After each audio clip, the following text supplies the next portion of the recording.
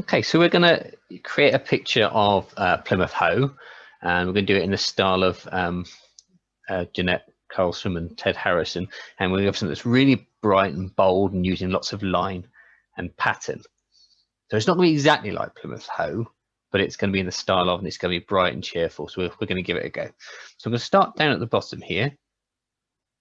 Going to be a nice, bubbly, curvy hill just going on there. Look. And then on our hill, because it's iconic, because it's brilliant, we're going to put the lighthouse. We're going to put Smeaton's Tower.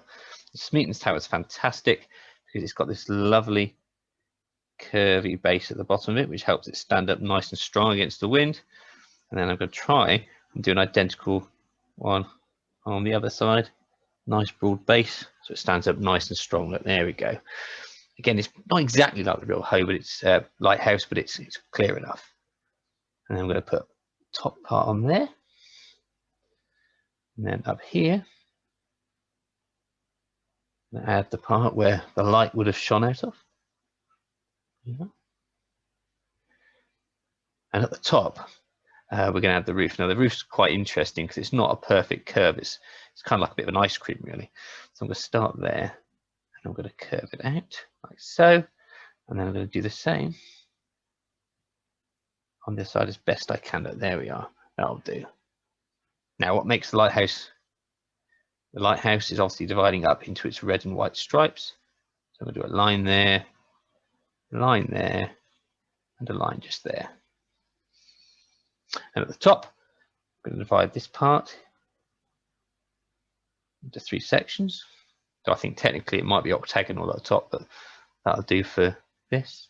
And then divide our bit up here to more sections, look, like so. And at the very top of the lighthouse, there's almost like a steeple thing. Circle it, there we are. Better put a door on the bottom, we get in and out. And maybe a window halfway up. So in terms of lines and patterns, we've only used lines so far, but it's beginning to build a picture already. Now, Plymouth, the ocean city, next to Plymouth Sound. Not really an ocean at all. Let's add some waves. So our lines this time are bumpy, wavy lines. I'm going to add another layer. What I'm going to try and do is to keep my distance between those lines the same as much as possible. So I've got 2 rows of lines so far. I'm going to add another there and there. And a final layer just there. Look. Combination of curvy lines, wavy lines, straight lines, curved lines. Got a lot going on so far. Okay, next I'm going to add Mountbatten here, and again another kind of hill coming in like so. Now I wouldn't normally do this in a real picture or landscape. I'm going to draw the sun up here, and this goes against what I'd normally do, but because it's in the style of the artist we're looking at, I'm going to add the rays of sunshine coming in. I also think it brightens the picture a little bit. I'm going to add some depth to my hills now. So we're going to go over to the lighthouse here, and I'm going to create a path. Kind of follows the curve of the hill there, and follows it there as well. Look. And then I'm going to do the same over at Mountbatten. Follow the curve down there, and follow the curve down there as well. Give us some depth. Now, I think, so this makes it look like a sort of natural area. I'm going to add a couple of trees, just some simple shapes of trees, a bit like flames on top of a birthday cake. This, there we go, one there, and another one there, and another one there, like that. I've got 3. So I've got trees, got depth, got hills, got the lighthouse, and now I'm going to start adding pattern. So where to start? I think I'm going to start adding pattern down here. I'm just going to start with just straight lines. 2, 3, 4, 5, 6. I'll do. Already I've created a pattern, got lots of lines, different patterns so far. I think with this side here, I'm going to go diagonal instead. It's a bit different. Perhaps I'll keep these ones closer together, look. But try, same time, trying to keep them the same distance apart from each other. Okay. On this side, over here, I quite like these straight lines, so I'm going to do a row of straight lines here. 1, 2, 3, 4, so. And then over here, not diagonal lines, perhaps I'm going to have some sort of fleck type lines going on here, look, and build up a pattern that way instead. I'm not entirely sure what these are, but they do work as a pattern. There we go. Adding and adding and adding and adding. There we go. It's built a layer up already.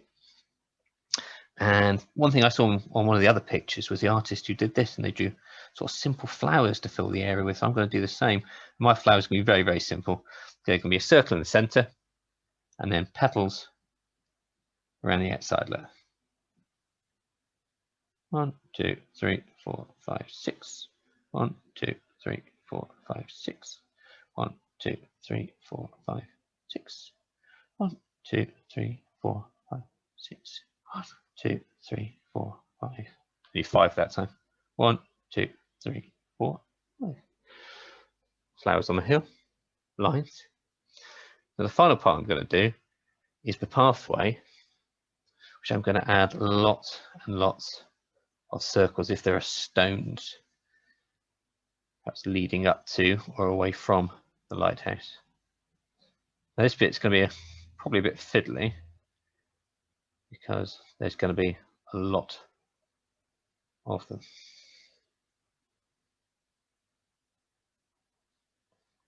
I imagine after a while of doing this, your wrist will probably ache a little bit.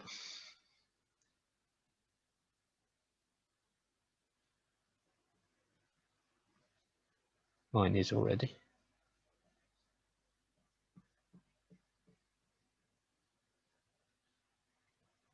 The hard part is trying to keep them all the same size and not being lazy by getting bigger, trying to keep it all the same if possible.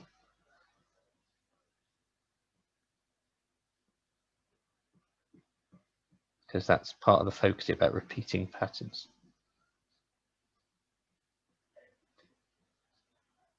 So what, my thumb is definitely beginning to ache now. So you're not doing enough handwriting practice.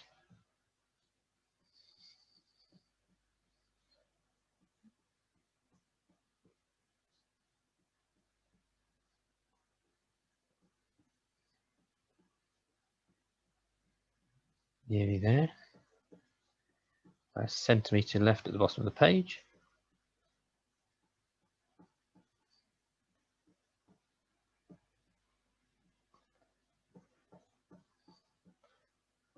Slight burning in my thumb at the moment. Need to be doing more handwriting. There we go. All built up. Maybe just add, oh, over here in the lantern room at the top, let's add some texture there, won't we? I think I'll complement that on the other side. And then for difference sake, I'll go the opposite way.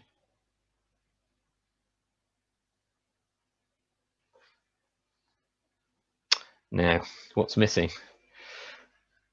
Got straight lines, diagonal patterns, flower patterns, wavy lines, circles, cross hatching. Finally, brickwork on the lighthouse itself. Small lines this time. There. And then here.